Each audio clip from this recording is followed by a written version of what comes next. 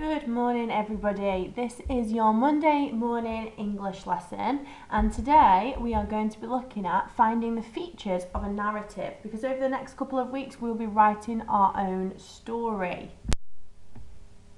So a couple of things I want you to think about before we start today's lesson.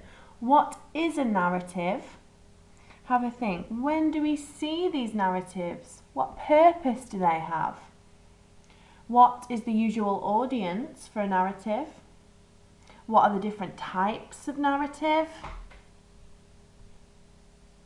Okay, so what is a narrative? A narrative is a story. So anything between a fairy tale beginning with once upon a time to a horror story to an adventure story. We're currently reading a narrative at the minute with Phoenix Code. Have a think, what genre is the Phoenix Code?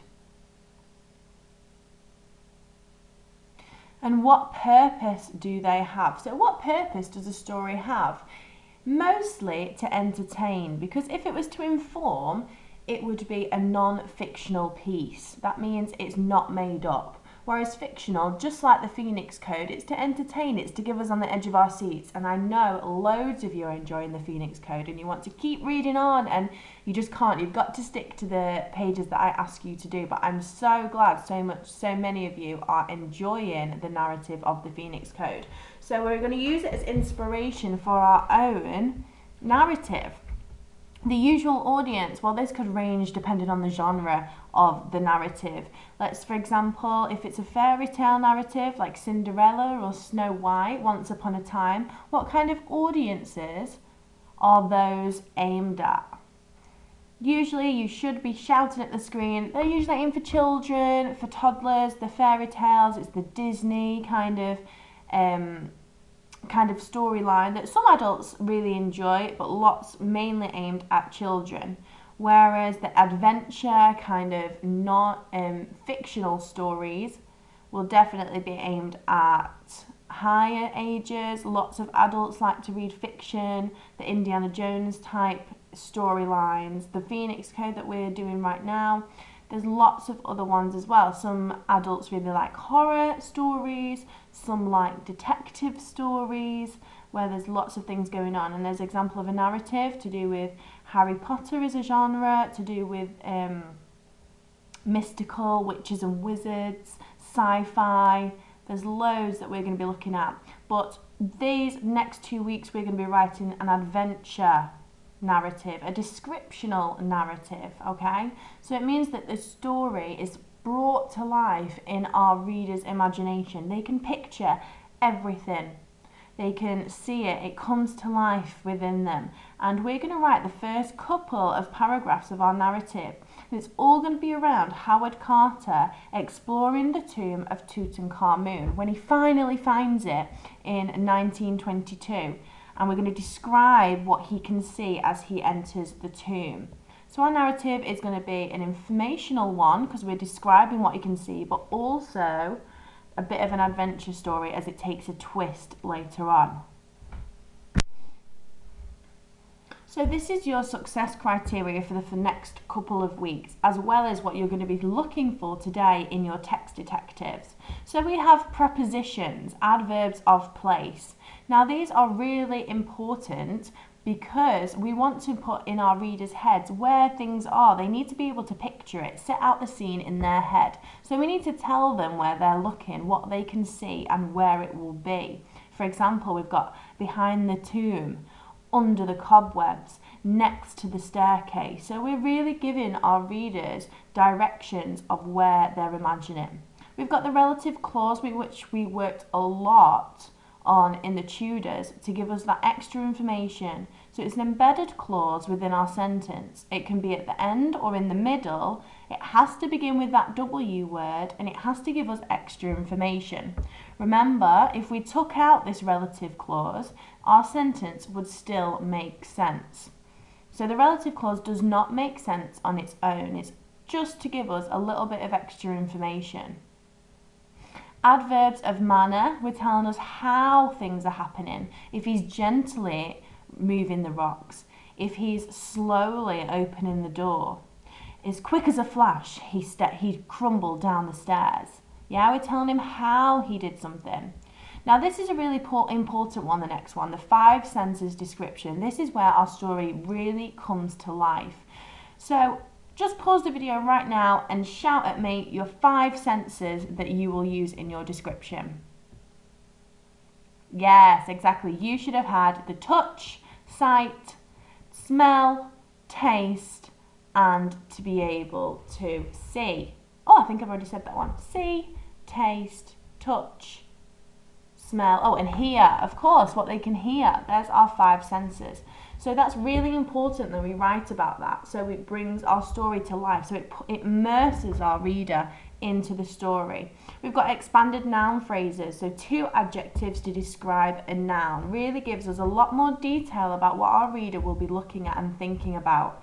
And then powerful verbs. He didn't just walk down the stairs. He crept carefully. He didn't just move the sarcophagus. He heaved the stone carving across. Yeah, we need to really think about these powerful verbs, our doing words, how he's done it, really bringing our character of Howard Carter to life.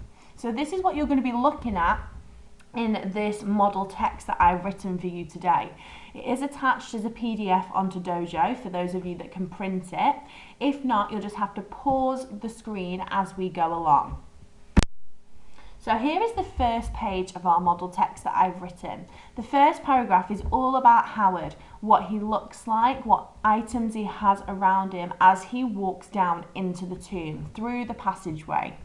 So, creeping cautiously down the crumbling sandstone steps, Howard descended unevenly into the darkened passage. One step, then another. His boots crunched on the rubble and his footsteps echoed off the dusty walls around him. Hurriedly, he swung his torch around to glance at the mysterious carvings lining the passageway. As he dived into the depth of the tomb, his bellowing heartbeat was reverberating around his head. Specks of dust settled on his beige shirt and fedora hat, but he brushed them off and continued. Excited and thrilled, he anxiously anticipated the wondrous treasures he would find beyond the sealed door. What would he discover? So already there, I'm getting my reader on the edge of their seat there. They're immersed into Howard going down into the tomb. We're asking them to think about what he would discover. We're painting a picture of what he's wearing, of what he's holding, of how the sandstone looks. Next paragraph. Crouching at the end of the passageway, Howard began to loosen the stones and chip away at the ancient plaster with his chisel. His face glistened with sweat and glowed with the determination to find what he was seeking. He held his breath as the crumbs of plaster started falling from the wall, and the room ahead, sealed for thousands of years, were finally revealed. Around him, the wall crumbled like a sandcastle in front of a wave. He was through. Short, snappy sentence to keep my reader engaged in my next paragraph. I've got some show not tell about his sweat glistening down his face. What does that tell me about him? That he's working hard, that he's determined. We've also got that he's held his breath. Why is he holding his breath? He's doing it in anticipation of what's going to happen next. Maybe because he doesn't want to inhale the dust as it's floating around the air. Loads of show not tell in that paragraph, so we can really picture what he is doing. Final paragraph. Startled yet intrigued, he entered the antechamber with dust swirling around his ankles. Now that the rubble had finished falling, the deafening silence was broken only by the whisper of stale air escaping from the room. He surveyed his surroundings. The light of his torch settled on carefully stacked piles of artifacts. Decorated objects cluttered every corner and were piled high to the ceiling like a jumble sale.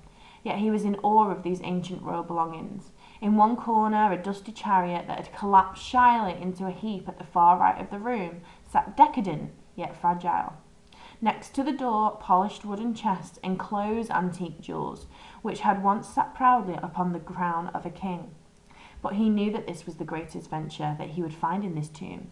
He must continue his search.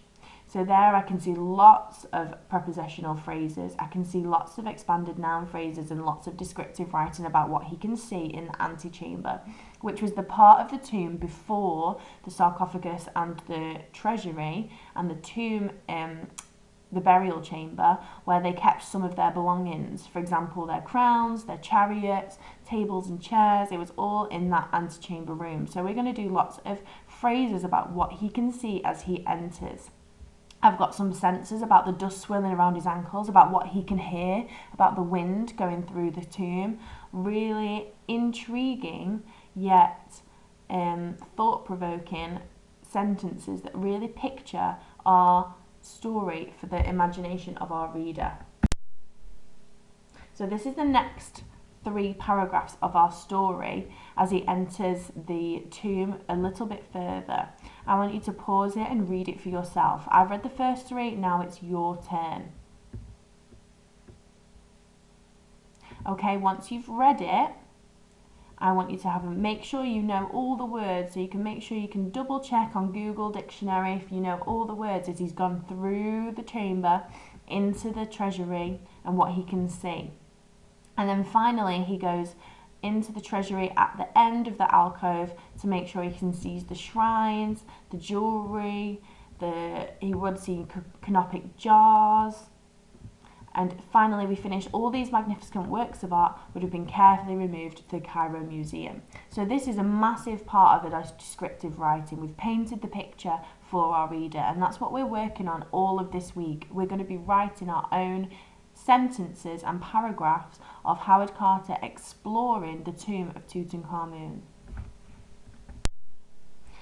But the job I need you to do today, just like we would usually do in school, we are going to be being our text detective usual selves, looking for all of these language features that we would see in our story and that I expect to see in your story as well. So if you've got that PDF document and you can print it off, I expect you to print it off and do what you would usually do by making sure you've got a key with the different colours around this right hand side and underlining anything that you can see.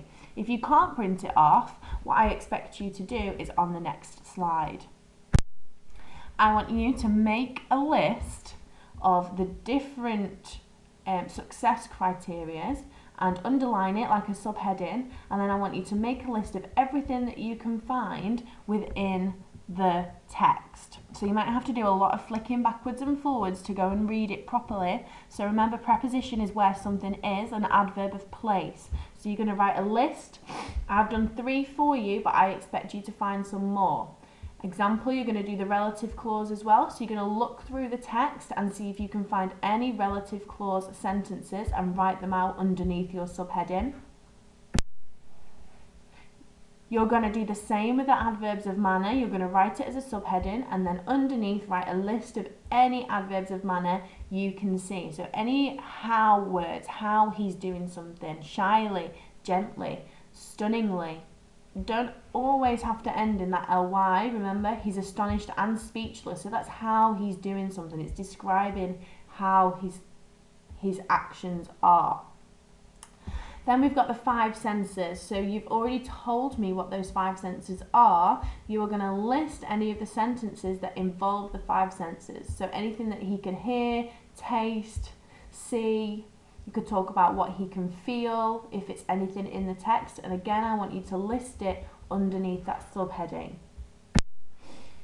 I want you to find some expanded noun phrases for me and list them. And then the powerful verbs, again, I've listed some for you and I want you to do it in your books too. So you should have 6 subheadings for the success criteria and underneath a list of things that you can find. You've been the detective and you have found it in the text.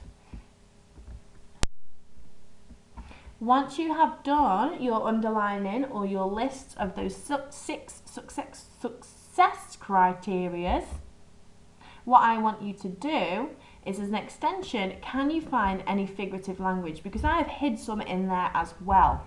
So figurative language is really there to immerse our reader and make them do some comparative thinking to really picture what they are reading. So we've got some similes, something is like or is similar as.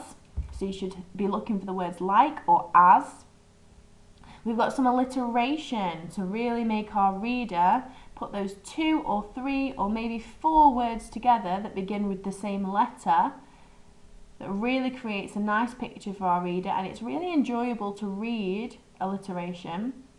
And then finally we've got personification, which is my favourite. So that is giving a non-human object, like the table, a human quality.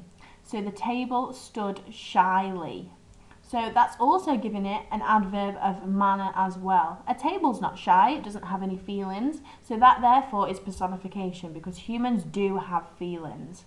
Remember, we've done this in class about the wind dancing, can't really dance. We've done about the juice burping, maybe as it's being poured out of the carton. So I want you to go back through, have a look, and again do some lists of any words or phrases you can find that have figurative language.